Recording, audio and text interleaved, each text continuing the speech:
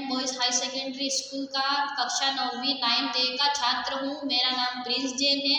आज मैं बबली के बाजे के बारे में आपको एक कहानी सुनाना चाहूँगा। एक दिन की बात है जब बबली के घर में सफाई हो रही थी। बबली के घर का सारा सामान अपने आंगन में रखा गया। तभी उसके घर में बहुत सारे डिब्बे भी थे। बबली उन डिब्बों के पास जाकर बैठ गई।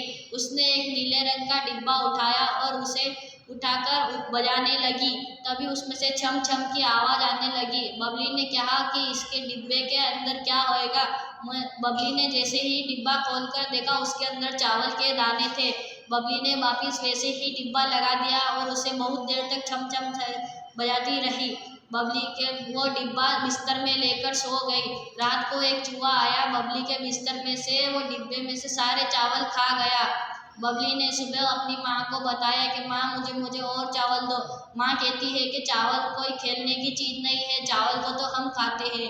बबली उदास होकर छत पे चली गई। तभी उसकी छत पे एक रस्सी दिखी। बबली को एक तरकीब सूझी।